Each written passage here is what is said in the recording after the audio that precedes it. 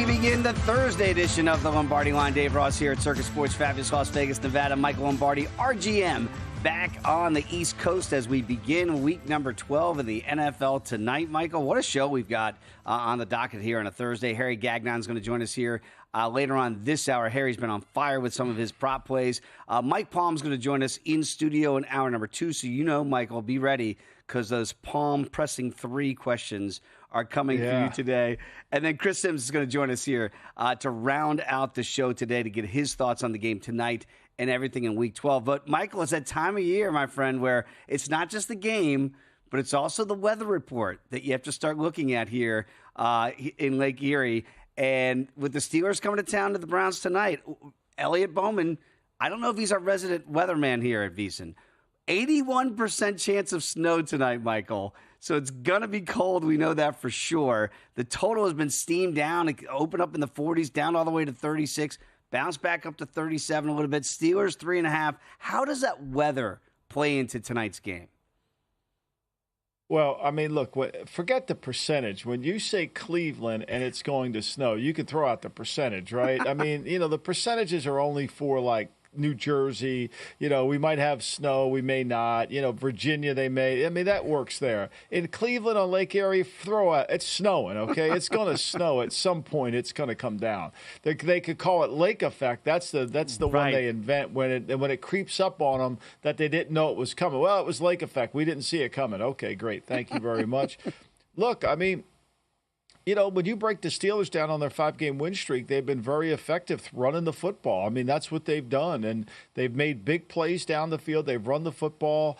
They've been able to hold opponents to 17.8 yards per game. They rushed for 152 yards over this 5-game span. And, for all the idiots that think that Justin Fields should still be the quarterback, I mean, they make more plays in the passing game. Wilson averages 7.8 yards per attempt. Fields is at 6'9". Fields, Wilson's already thrown for 942 yards in 4 games, and Fields only threw for 1,106. So there lies the difference. And so we can stop that nonsense that they shouldn't have benched Fields. So I think this is perfect. It plays to the under. It's a defensive struggle. Look, the Brownies haven't scored more than 18 points in any game other than one game when they played the Ravens. Think about that, Dave. Wow. They've only scored more than 18 points one time all season. And that was against the Jaguars. They scored 18. Other than that, they've been below 17. Last week was remarkable. They have 443 yards. They don't turn the ball over. Of course, they miss a field goal. And they only score 14 points. Yeah. So, look, to me, I think it's a low-scoring game. I'd be shocked if it was any different. The field will be fine. I mean, it's cold. The players are used to it. They have Pittsburgh, Cleveland. They know how to play in that stuff. No Alex Highsmith. That might be the key injury, obviously, for the Steelers out with that ankle. Jedrick Wills will be out for the left tackle spot here for the Browns with his knee situation. So those feel like the only two big. Well, he's making a business decision. Wills. He's a free agent. He's making a business decision. Ooh. I mean, that guy, he's going to become a free agent. They picked up his 5th-year option. He wants, he wants to stay healthy for the year, which just tells you the disconnect within this building that's there. And of course, they're so analytically driven that there's no accountability, and there's nobody ever really talked about. We got to practice harder or play harder. They're just going to let Willis get away with that. I mean, look, Tristan Wirfs down in Tampa, they picked Willis over Wirfs, and they made the wrong pick there clearly. Yeah, that is very interesting, the tentacles coming about it. We talked a little bit about it yesterday with Kevin Stefanski, whether or not he's worried about his job security there. The quarterback situation obviously is a mess. Jameis Winston, of course, will be going tonight in this game. We know that the trends all lean towards the Browns in this spot here. The underdogs, AFC North divisional games, 48-31, 61% since 2018. Best of any division here. We talked about it before the program, Michael, that the Steelers, this is not their pedigree on Thursday nights, right? They just don't fare well normally, traditionally on Thursday night. Well, I think what you have to do is, look, last week we said take the Steelers and the points, don't watch the game because it'll be ugly and you'll get in the fourth quarter and you'll finally win a win, right? Well, this is a game you got to take the Browns because the Steelers have never won a divisional Thursday night game in their career with Mike Tomlin. They're 0-7 straight up. They're 1-6 against the spread. So if you're going to play trends last week, you got to play trends this week, right? Yeah. And it's really challenging. And whenever you play the Ravens or you play, the next week is always a harder game. One thing we do know about the AFC North, the underdogs have been a cash cow. They're 48-31 against the spread since 2018. It's the best by far in any division. So when you do that, they've been over 500 for 7 straight years, and since 21, they're 26-16. So you have to take it here. Now, when you take it, you know what you're going. You know who you're laying in bed with, right? Yeah. Jameis Winston, right? In the cold. And so, yeah. But, the fact is he doesn't like cold weather either. He's only played in 5 games below 50 degrees. We don't really know. We don't even know what he's going to react to. He's played in no games in his NFL career below 40 degrees. Oh, boy. See, that's what makes me nervous, because all the numbers we just gave out, they do scream Cleveland, right? And I think your point is well taken that if you played this style, right, with the Steelers getting the points last week against the Ravens, because that is where those trends led us to go, and, of course, that cashes, then you would follow that same logic here with the Browns. But I think you give a good but on the end of that discussion where everything seems to point to Cleveland, and then I can just hear Tomlin, like fire and brimstone and telling his guys that the Ravens game doesn't mean anything if we don't beat the Browns, and our goal is to win the division. It wasn't to beat Baltimore. Like, I can hear all those things, and I wonder if you've got one team that still has obviously everything to play for here in Pittsburgh. They're 11-1 long shots to win the division all spring and summer against a team in the Browns that feels like they are done, that I don't want to say quit. We hate using that word, but absolutely nothing to play for and have to revamp their whole team in the offseason. Is there anything to that the team that needs it, that wants it, that has to have it, but the other team can only really at this point play spoiler? Well, I mean, I think to me that when you're dealing with rivalry, it's the uniform, right? Yeah. I mean, these two, whatever uniform the stupid Browns wear tonight, they could be in those ugly brown pants, whatever. But it's the uniform, right? I mean, it's the rivalry that has gone on forever. I mean, last year was the first time since 1989 that the Browns finished ahead of the Steelers in the standings, but going back to the old AFC Central. Right? Oof. And so, to me, there's a great rivalry between the two franchises. They're close together, Ohio, Pennsylvania. That's what makes it so good. The kids grow up. I mean, Youngstown, Steubenville, that's kind of a border city. Some people are Steelers fans, some are Browns. That's what makes the game so good, and I think that plays off. I think even the traditions and the history of the game come into this, but I think when you break the game down, you look at the Steelers' inability to win on Thursday night, and then you look at the Browns' defense, which has been atrocious this year, right? They can't stop the run at all. They have a hard time stopping the pass. They really have struggled on pass defense. They give up 7.8 yards per attempt. I mean, it's the 4th worst mark in the NFL. Last year, they were down about 5.8, 5.7, 5.7, 5.9 in there. Which was one of the better teams in the league. They can't rush the passer to the same level that they used to, and their run defense has gotten incredibly worse. They were at 4.3 yards rush per attempt last year. This year, they're up to 4.8. Eesh. I mean, they can't stop the run, and they can't stop the pass. They've really – and the worst part of all this, David, is in the Charger game, they blow coverages. Not only do they play poorly, they play stupidly. Not a good combination. When you see the Steelers now, Michael, are over a $2 betting favorite to win this division. Like, that's the point that I go, oh, man, that feels a little bit too heavy to me. You get the Ravens now plus money. I mean, let's be honest, this is clearly a 2-horse race. Bengals, what is it, 80-1 you're looking at here to win the division? Come on. So we know right now it is that 2-horse race. Is this the time to buy in on the Ravens at plus $1.60? You look at the Steelers' schedule, it's daunting. I think so. Yeah. I think so because, I mean, look, they're in the state of Ohio for the next 3 weeks. They play in Cleveland, then they go to Cincinnati on 10-day rest. Then they come back and play Cleveland. But then they have to go to Philly and they have to go to Baltimore, right? Yeah. So, they're and then they end the season at home versus Kansas City, which is going to mean something for Kansas City. We know that. As Buffalo and them are kind of battling it out. And then they end up at home against Cincinnati. So, look, it's one game at a time. I get all that, but the schedule's daunting. I mean, if I'm in Baltimore, I don't give up. But here's the thing I would worry about if I'm in Baltimore: that I let the Browns score 20. The Browns score more points on me than any team in the league. How good is Baltimore's defense? I mean, that's got to worry you. It does, and that's the game. When you look at this head-to-head matchup here with the Ravens now plus $1.60, that really could ultimately decide the division if the Steelers were to win tonight in Cleveland. Because that loss from the Ravens at the hands of the Browns, the second tiebreaker after head-to-head, this is all we're all assuming the Ravens beat the Steelers back in Charm City, would be the division. So if the Steelers could take care of business in the division and end up tied with the Ravens, even if they split that head-to-head, they still would win the division. So tonight's game really is important for that divisional standings here going down the stretch. And, Michael, this is crazy, all right? But I'm just going to throw it out there. If the Steelers ran the table, they'd be the number 1 seed because that would, in theory, mean a win over the Chiefs. And then the Chiefs would have a second loss. I mean, this is insane what we would potentially the Steelers could be. But, look, the Steelers don't care about what they look like. They care about winning the game, right? So they kick field. They've won 2 games this year just kicking field goals. I mean, they're not worried about what you think they look like. They're not worried about doing what you think you should do. They're not worried about what the kid in the basement in Des Moines says they ought to do. They're worried about winning the game, right? Absolutely.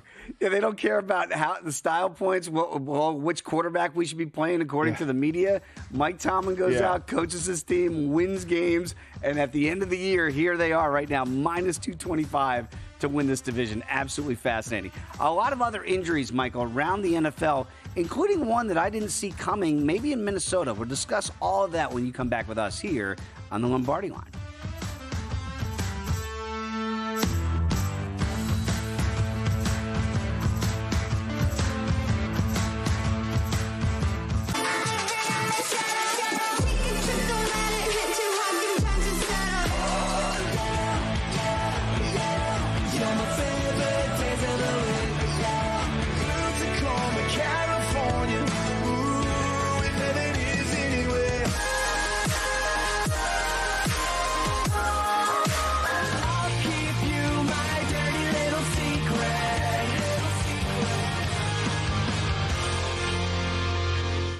Coming up Thursday on Follow the Money, a good Thursday night game with weather with the Steelers and Browns. Paul Charchian picks prop fantasy. Brad Powers college football picks. And the Meat Man with soccer. Follow the Money weekdays 4 to 7 Eastern. VSiN, the Sports Betting Network. Want to see who at VSiN is on a hot streak? Go to VSiN.com/picks to see all the selections and weekly leaderboard of VSiN hosts, writers, and guests. Become a VSiN Pro subscriber and get every pick sent to your inbox daily. Just head to VSiN.com/pro. So, Paulie, have you had a chance to read the VSiN Daily yet? Yeah, came in at 3 a.m. What's Bill doing up that late? Well, rumor has it starts off with a 12-hour meditation session.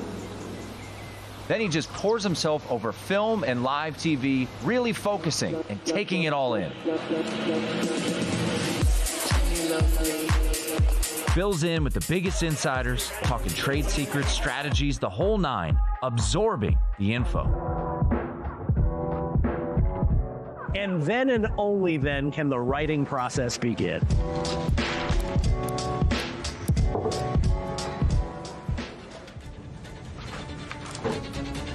In Las Vegas, Bill's late night becomes your early morning. Wake up to the very latest betting insights in your inbox with the VSiN Daily. Sign up for free at vsin.com/newsletter.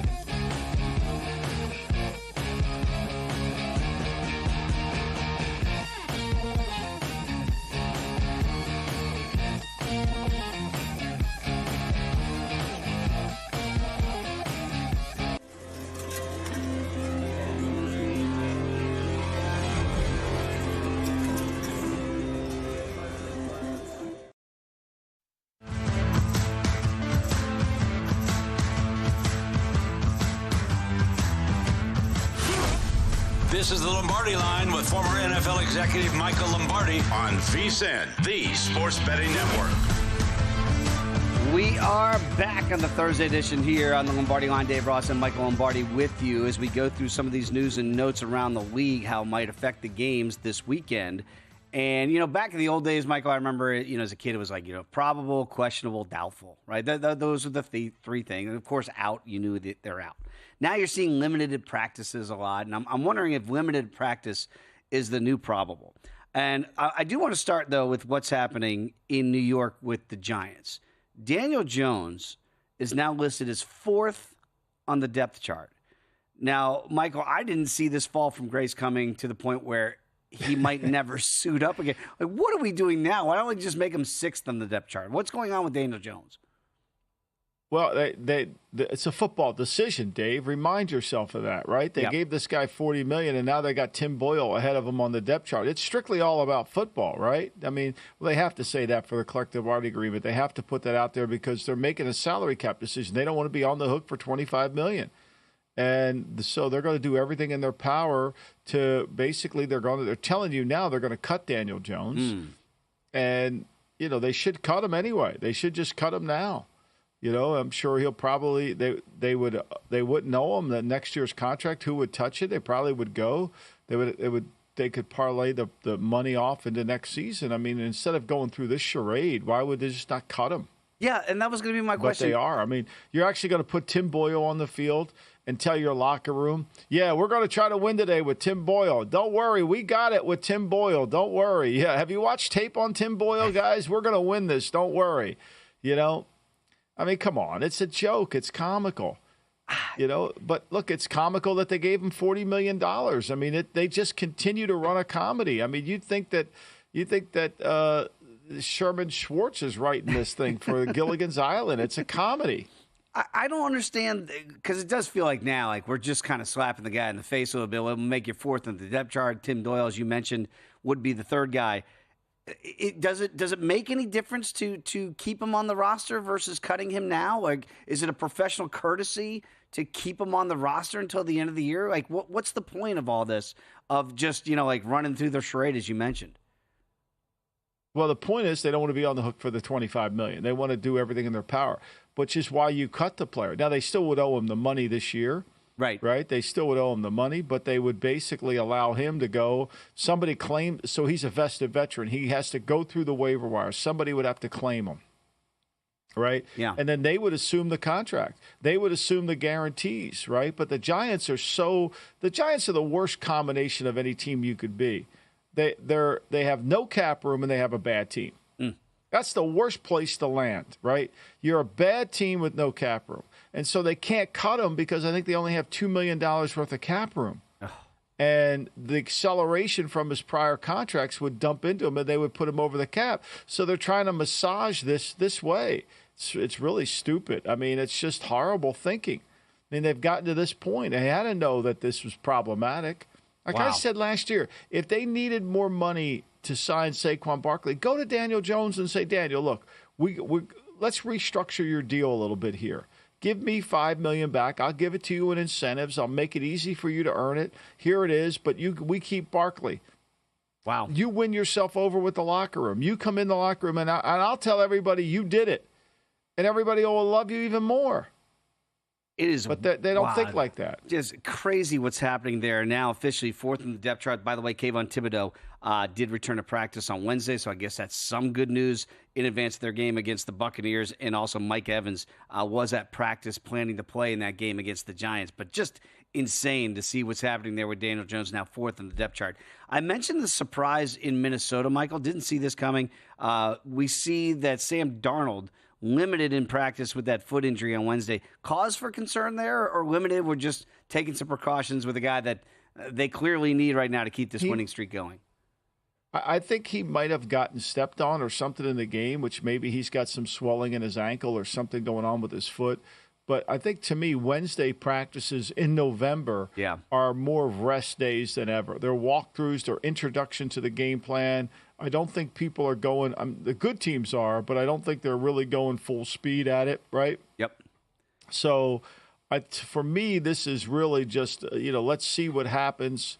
Let's see how this all works out. But I think today's a big day for Sam Darnold. If he's limited again today, and they're having to give reps to Nick Mullen or someone else, then you might be a little worried. I expect Kittle and Purdy to play. I think Purdy probably got hit on his shoulder and hurt his arm. I think the one that we have to monitor for that game in San Francisco is Bosa. Yeah, Bosa, right now, too early to call is what they're saying officially for Bosa in that big Sunday night game. And again, the Vikings on the road, by the way, 3.5-point favorites over the Bears. And again, if you're trying to get down on, say, $10,000 or more in an NFL line at the best price in the market, or perhaps you want to get your in-game play instantly accepted, well, introducing Sport Trade, the app that's going to change sports betting.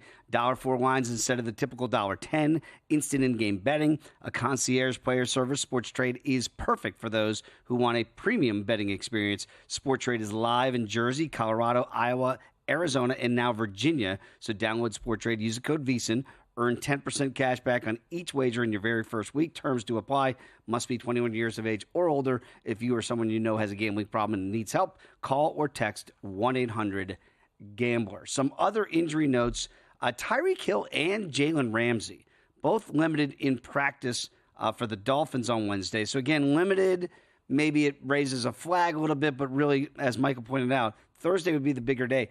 Dolphins feel like, Michael, that, they get their guys back healthy. You got Tua back healthy.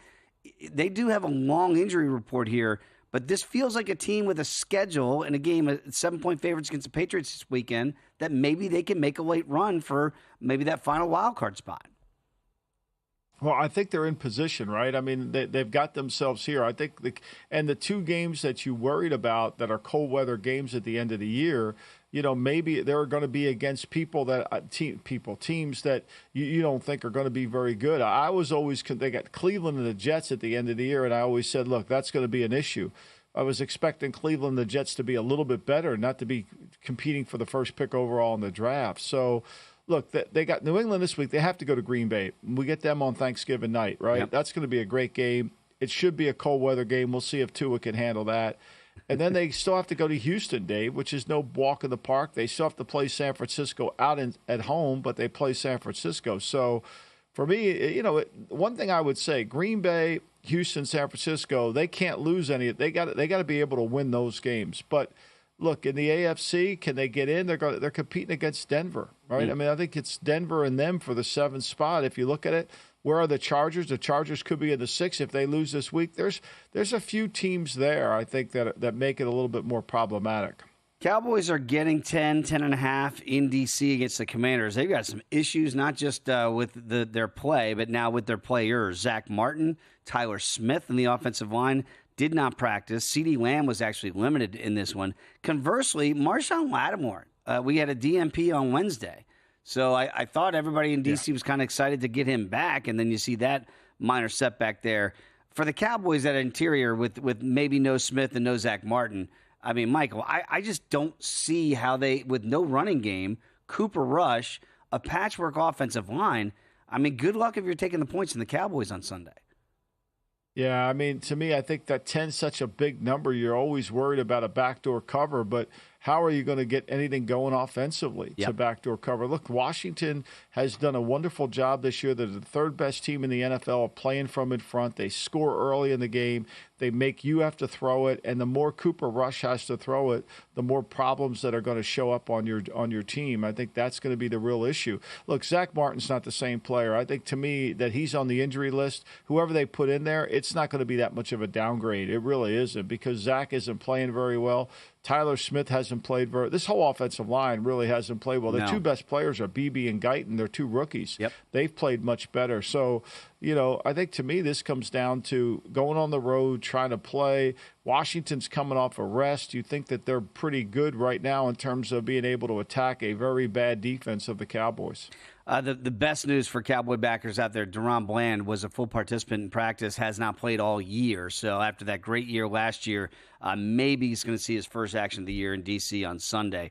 Bryce Huff is going to be out for some significant time here for the Eagles. Surgery for his wrist. They do hope to get him back before the end of the year. Michael, how big a loss will that be to the Eagles defense? He hasn't played well, David, at all. I mean, they're not missing him at all. He's been very disappointed. They paid him a lot of money. Yep. He's going to have to take a pay cut, or he's going to get cut next year, because that's one of Howie Roseman's misses. He hasn't played well. I thought he was going to be a really good player for them, but he hasn't done it. Nolan Smith has actually done more for them than Huff has. I think, to me, the pick that's made the most sense is Jalen Carter. Yeah. He's been sensational. And he's played almost every play, and he stayed in shape. That's been the key to the Eagles' defense. Yeah, cardio issues last year, not so much this year. Playing a lot there and clogging up the middle, that's for sure. Harry Gagnon's going to join us in the next segment. He was on fire last week. Can't wait to get his plays for Thursday Night Football tonight. Come on back. It is the Lombardi Line.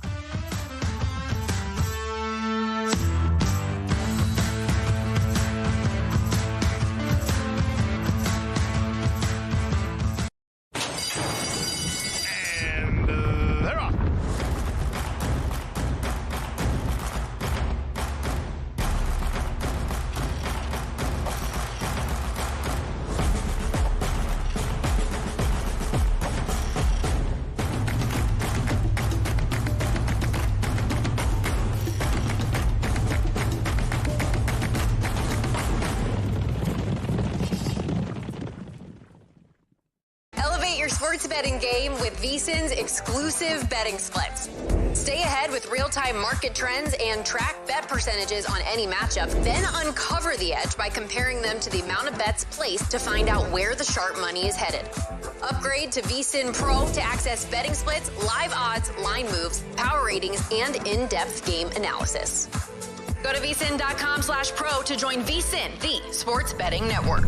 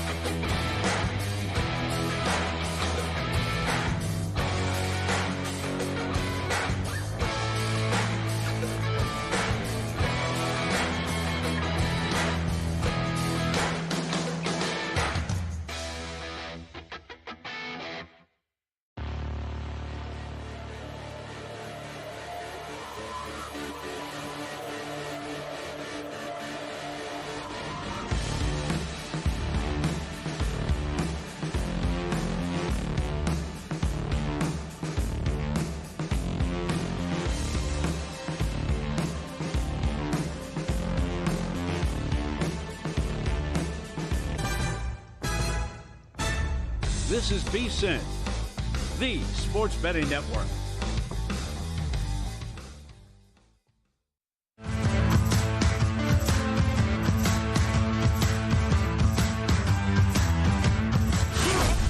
This is the Lombardi Line with former NFL executive Michael Lombardi on VSiN, the Sports Betting Network. We kick off week number 12 in the NFL tonight. It's going to be the Steelers and the Browns. So here to break it down with us, Michael, on this Thursday. Welcome back to the program, Harry Gagnon. You can follow Harry as I do on X at AAO Harry, host of the Against All Odds podcast, and joins us now on the Progressive Guest Line. Harry, great to have you back in the program. A couple weeks ago, my friend, you were on fire giving out your plays here on the Lombardi Line. It's going to be cold tonight in Cleveland, Harry, but we're going to stay on fire with your picks tonight. Browns getting 3.5. Total got steamed down to 36, bounces back up to 37. Do you like a side, a total, or maybe some props out there? I like a lot, Dave. I like a lot here, believe it or not, in this crazy game. But I'm going to take the Browns. I'm going to stay and take the Browns here at plus 3.5. I got some, not a ton, but I've got some faith in Jameis Winston at home. When Cleveland actually owns the Steelers, they actually own the Steelers in Cleveland the past 6 years. The Browns are 4-1-1 straight up at home in the last 6 home games versus Pittsburgh. And in the last 7 games between these two in Cleveland, Pittsburgh has won by more than 3 just once, and that was by 5. Listen, I do a lot of homework for this stuff, guys. I do more homework, I think, doing football stuff than I ever did in college or high school. I'll tell you this, because check this out. Oddly, Cleveland is 6-0 straight up in their last 6 Thursday games, and 2 of those wins are against Mike Tomlin. Give me the 3.5 in bad weather. Well, you're doubling down on Jameis Winston, too. You think he's going to have a hell of a night. You're taking his over prop on yards passing, right? Yes, Michael, I am. I'm going to go over 200-plus passing yards. Cleveland hasn't had much of a running game lately. They haven't eclipsed 80 yards rushing in 4 straight games, meaning it's up to Winston to manufacture most drives. In his 3 starts, he's had 235 versus the Chargers, 334 versus Baltimore in that win, and had 395 last week versus former team, the Saints. I cannot believe he threw for 395, and they only mustered – what was it, 13 points, whatever it was down there. I mean, it's just insane to think of the way that game script worked out last week. You know, Harry, by the way, I was the same as you. I kept a football notebook in high school. If I kept other notebooks for classwork, I would have been a better student. Let's get to the first touchdown prop that you have here for this one. And maybe you look into the Browns tight end to sneak in at a pretty good number? Yeah, 2 weeks ago we caught Chase Brown 7-1 with the Bengals. So we're going to go with David Njoku at 15-1. Now, Njoku has had at least 7 targets in 5 straight games. 3 weeks ago, he had Cleveland's first touchdown in their win versus the Ravens. And in his last 5 games, guys, versus Pittsburgh, Njoku has 3 touchdowns. One of them was a first touchdown for Cleveland, and another one was a first touchdown of the game. David Njoku, 15-1, guys, first touchdown. All right, well, let's shift over. I know you and your teaser program can go from college to pro and kind of blend it all in. But let's start on the college game, Notre Dame, Army. You know, we saw Army and Navy. We saw Navy play Notre Dame a few weeks ago. It wasn't close. Army goes in 14.5-point dog. You're going to take them, though, this week, huh? I'm going to take Army here. I'm banking on the Black Knights defense that has been lights out all season. Now, granted, they haven't played the greatest competition, but still, 8 of their 9 games, Army has given up just 14 points or less. They forced 14 interceptions. The Irish, by the way, they are rolling right now. I know this. It's tough taking the 14.5, knowing how the Irish are playing, but they haven't had a great passing game all year. They haven't had a receiver record 90 yards or more in any game all year. And again, I'm banking on Army's defense, Michael, and they're over 3,000 yards rushing to keep it close in the Bronx as the game is in Yankee Stadium. But these are 2 really good teams, ATS. You see the Black Knights are 7-2, and Notre Dame's been 8-2, which is a bit surprising because normally you got to pay that tax with Notre Dame. You know, I'm just looking at the futures market, and I see Notre Dame's 18-1 to win the national championship, Harry. And again, I'm not going to get on my soapbox about the college football playoff. It's here. I'm going to enjoy it. I'm going to bet it. We're all going to watch it. There's no value in that number in Notre Dame, right? If you're playing Army this week, not saying you think Army can win the game, but do you really think Notre Dame, if they do, because right now they're 6th in this new rankings, is that number not good enough to back a team like Notre Dame to win the whole thing?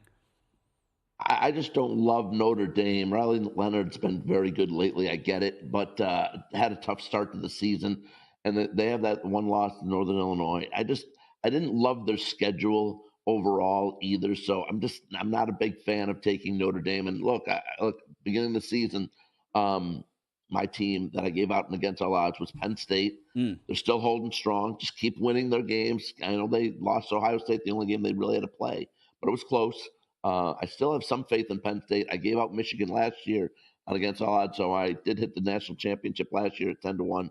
I still have, but Dave, guys, I like Penn State still because I know they didn't beat Ohio State, but they don't have to play in the Big Ten championship. They can just lay back, and whoever they have to play in the first round, I think they can get things going because I love the running game, and they've got a lot of experience and great defense. I'm still banking on Penn State at 20-1. I think they're a sleeper.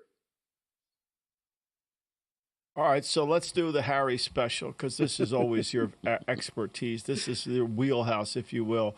You're going to combine college and pro together. You're going to take Nebraska over Wisconsin and get 4.5 here, right? And then you're going to play the over 41 for the Rams-Eagles game. Is that right? Love it, Michael. Yeah, look, I'm taking Nebraska plus. And tell us why you love it. I can't wait to hear this. Well, with a win, you got to remember, with a win, Nebraska will become bowl eligible. I think Dylan Raiola plays tough in this game at home for Matt Rule. And I think really my main factor in this, you could still lose this game by a field goal in Nebraska and win on the teaser because I think Wisconsin last week at home at Camp Randall gave all they had against Oregon. I don't think they have anything left in the tank as they go on the road here to Lincoln. I like Nebraska plus the 4.5. And yes, Michael, I like Philadelphia and LA over 41. The Eagles offense is rolling. They're averaging 31 points over the last 5 games. Barkley has been a beast. Jalen Hurts, 15 total touchdowns in his last 5 games. And the Rams are healthy, finally. And they've scored 26 points or more in 3 of the last 4 games. A big shootout on Sunday night. Over 41. Nebraska plus 4.5. Wait a minute, Harry. You're breaking 2 of the gambling tenets, right? You can't tease through 0 and you can't tease totals. Haven't I been told that my whole life? We're Dave, we're degenerates. We were probably told that in high school by our bookies, right? But that's right. But I'm still doing it. I actually don't hate that. I actually like those plays a lot because, again, especially the Nebraska game, you think Wisconsin's probably going to be a field goal game. So take that 4.5 points there now you've got a home dog scenario there. And I actually like your play in the Eagles in the Rams game to go over. Very quickly, Harry, before we say goodbye for this edition, is there anything in the futures market? Michael and I were talking about the Ravens at plus $1.60 to win this division. If you like the Browns tonight to potentially win this game, and I know you're going to grab that 3.5 points with Cleveland tonight, would you look to Baltimore at plus money to win the AFC North? Ooh, yeah, maybe. It's just I'll tell you what. With the Ravens secondary, the way it's been playing. I mean, I know there was a different game last week against Pittsburgh, but it might be tough for them to overcome defensively. They have been very shoddy all season. Pittsburgh, big win at home last week over the Ravens. I don't know. It's almost like and with George Pickens, the way he's played over the last 4 games, he's been spectacular. He's been like all pro caliber. And Pittsburgh being 8-2, 4-1 on the road. I don't know, guys. I kind of leaning towards Pittsburgh, and I had them not making the playoffs this year. But they've turned my thoughts about how they're playing, and even if Russell Wilson doesn't put up big numbers like he didn't last week, 0 touchdowns, 1 pick, still can manufacture wins. Najee Harris has been good too. I don't know. I'm still kind of thinking, guys, Pittsburgh. You got to lay the price for the division, but I think you have to do that because of the Ravens defense overall. I will say this, though, at even money in the NFC West, I know I mentioned that to you guys a couple of weeks ago, at plus 220. Now the way with San Francisco's not, tough schedule, hurting, the Rams are coming on a little bit, but now when I gave out a couple of weeks ago, Cards at plus 220, the way Kyler Murray's been playing with 18 total touchdowns and just 3 picks, it was plus 220 for the division. Now if you want the Cardinals, you're only getting even money. Yeah, somebody's ahead of the action there, Harry. Great call. Now you got to lay it if you want it with Arizona to win the West. Always appreciate it. I enjoy the game tonight. Going to get our first snow game, Harry. So appreciate you joining us here on a Thursday. Going to be fun. Thanks Harry. guys. Great stuff. Great stuff from Harry. Check guys. him out against all odds each and every week. And again, if you are a race player, you want to bet on those ponies, we got you covered at First Bet. So First Bet is a U.S.-based company offering wagers on hundreds of races every single day across the country and around the world. FirstBet.com. That's the number one, stbet.com. Use promo code VSiN200.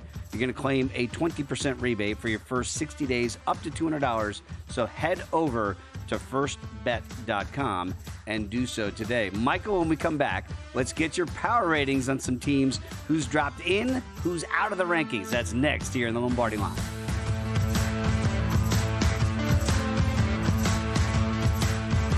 Got a good thing coming, just wait and see. It's a good.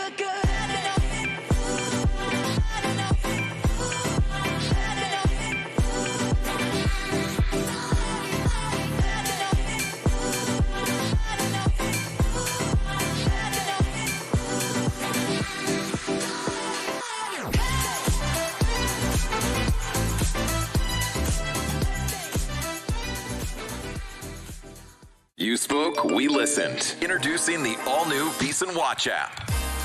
Now, you can watch and listen to VSiN expert analysis live wherever you are. Missed a show? No problem. Catch replays of VSiN's full lineup at any time. View highlights sorted by sport. Or use the search feature to find specific teams and topics you're looking for. And the best part? It's free for a limited time. Download the VSiN Watch app today. Available now on the App Store and Google Play. And join us on the Sports Betting Network.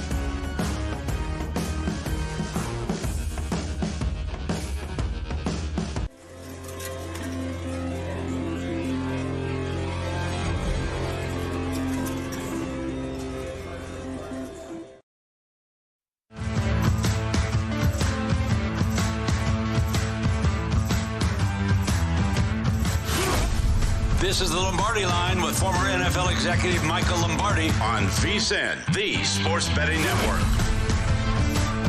We are back here on the Lombardi Line. Dave Ross and Michael Lombardi here with you. A lot of fun having Harry Gagnon on in the last segment. Mike Palm is going to join us in studio in hour number 2. And, of course, former NFL quarterback Chris Sims does a great job at NBC as an analyst now, is going to join us to round out the show today. So a lot to get to here on a busy Thursday. But we have to talk about your power ratings and the rankings for this week, Michael, in the top 10. And you know me, I like to start from 10 and go forward. And I think the big surprise to people, if we can start at 10, that this team dropped 5 spots in your rankings. Will you tell the people who comes in at number 10 this week? Well, it obviously is the Chiefs, but I think to me, what you have to be really understanding about my rankings is there's no subjectivity. I just didn't put them there. That's where the numbers put them, right? And that's where you have to be really careful about this. This is why I want to take away subjectivity out of it, because when you look at it, you know, I mean, their defensive sack per play, they're supposed to be a really good sack team.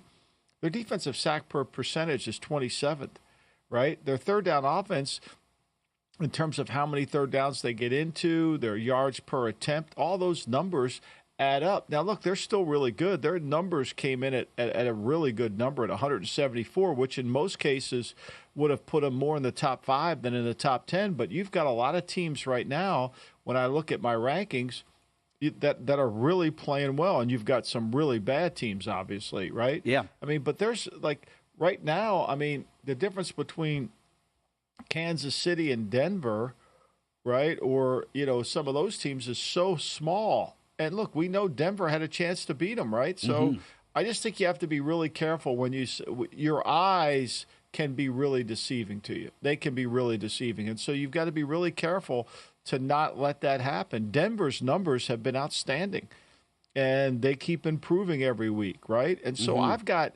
I have 11 teams below the 200-point threshold, which is rare for me. If I go back last year and look at these numbers, like I'll go ahead and here, Dave, and I'll go ahead. Week 13 last year, I had 7 teams below the 200.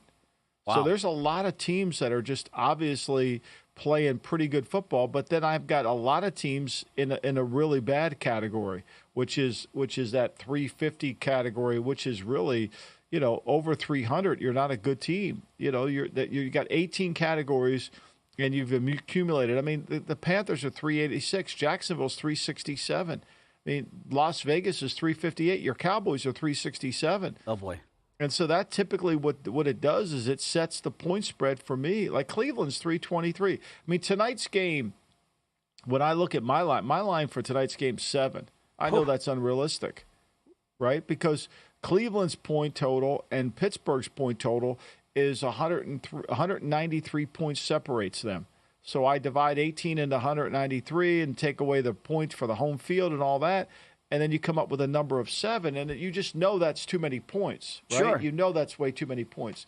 So my numbers say take Pittsburgh, but then you just can't go analytically like that. You've got to analyze the situation and understand it, you know, and go through it. My numbers have actually been better this year than my instincts have. Well, I tell you, I love the system because, again, for everybody that's new to this segment, this is not Michael – you know, subjectively saying, oh, I'm going to drop the Chiefs down. Here's where the numbers put them. They're going to put them behind Denver, right? The Packers don't move. The Vikings and Commanders both go up a spot. And the Chargers, even with that good win, slipped out. And I think, Michael, the point about you going back to last year tells me that there's some maybe more haves this year and certainly more have-nots, right? The demarcation line in the NFL. No question. You see the separation. Your numbers are showing you that. No question. You see it here. And look, now, like, let's take the Giants, right? Yep. I have the Giants against Tampa. I have that as a 3.11 game, okay? The line has gone up to 6. It's up to 6 this morning when I checked on it. Now, here's the problem. All the Giants' numbers are based on Daniel Jones. Right. Now Tommy DeVito comes in. So how do you handicap that? Is Tommy DeVito 3-point difference than Daniel Jones? He may be, right? So, you have to sit there and say, well, maybe that's something to consider here. So I think you have to be really careful about just being so pure into the numbers. You got to look at the situations. You got to look at the injuries too, right? Yeah. And like last week, it was just, to me, San Francisco and Seattle were too close for that game to be a 6.5-point spread.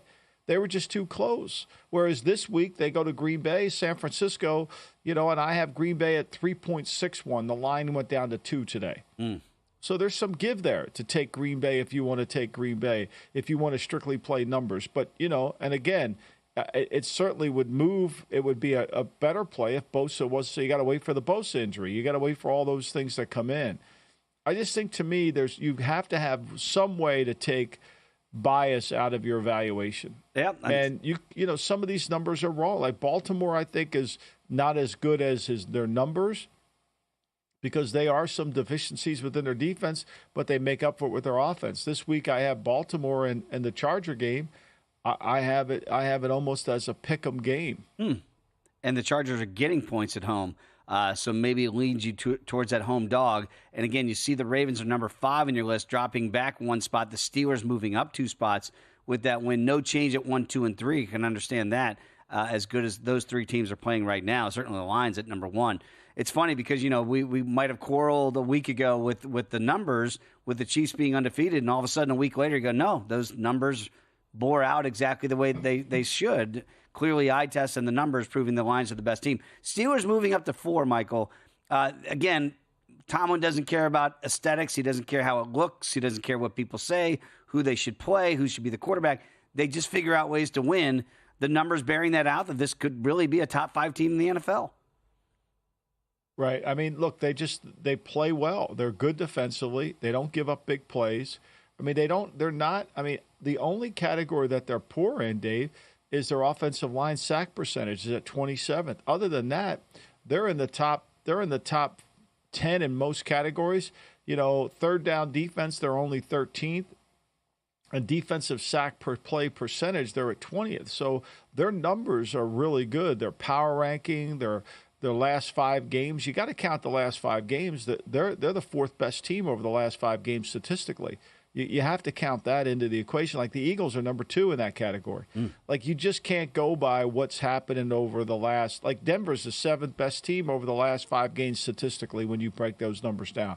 You have to have that in there, because if you don't categorize that, like Arizona's 8th in that category. I mean, Arizona's playing really well. The only thing they can't do is they're just not a good defensive team, so their numbers go up. Fascinating. That I think we'll find out tonight, but start taking the Steelers a little bit more seriously. Michael's number certainly taking that into account, up 2 spots to number 4. Let's get to the top 5 quarterbacks, Michael, according to the numbers. And again, we had 1 J drop out, but 4 of the 5 are all J's. You got a Josh, Jared, a Joe, and a Jaden making that number 5 spot there. So let's start with Jaden Daniels here, because you don't see rookies in this rarefied air in a quarterback-driven league, but here he is at number 5 in your list. Well, I mean, the kids, I mean, like one of the things I think that has to happen is you've got to be able to, he's got to get back to some kind of a run game, right? I mean, he's got to use his feet more to make that happen, and I think that certainly helps up. But we've seen 2 teams now play him a different style, and I think ultimately that's been something that Washington needs to go back, take a look at, examine, how do we want to play this? But I mean, his numbers, his accuracy, Dave, has been outstanding. His big play down the field has been unbelievable.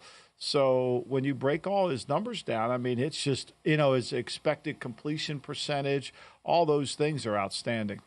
Yeah, he's been everything that they could have hoped for and then some. And again, you see that Jalen Hurts dropped out of the top 5 here. Michael, what are you seeing out of Jalen? Because sometimes it still doesn't wow you with the eye test, but they are winning football games now in Philadelphia. What are you seeing out of Jalen Hurts this year? Well, I think to me he was 6th on the list, so he could have gotten back in. Tua would have been 7th if I had to put him in there. But Tua's only played 218 plays, so it's tough to kind of go through that. And the level of comp that Miami's played isn't really that. I think Hurts is playing really well. Yeah. I think he's handling the pressure better than he ever has. I think this will be a big test for him out in Los Angeles. I think they should win this game. I think when you break the game down, can the Rams cover these outside receivers? I think A.J. Brown's critical to the offense. And they've got to keep running Barkley. I mean, look, you're worried that can he stay healthy for the whole season? You hope he can because he's been dynamic. Yeah, he really has. By the way, if you're not a VSiN Pro subscriber yet, you need to do so. We got a Black Friday special. Thanksgiving right around the corner. You sign up today, you're going to have access to VSiN Pro, everything we do through May 1st for only $60. So again, visit VSiN.com/subscribe. Sign up now, Black Friday special. That's VSIN.com/subscribe. Hour number 2 straight ahead. Mike Palm in the studio and also Chris Sims to round out the show. This Black Friday, get a VSiN Pro subscription for just $60 through May 1st. Our best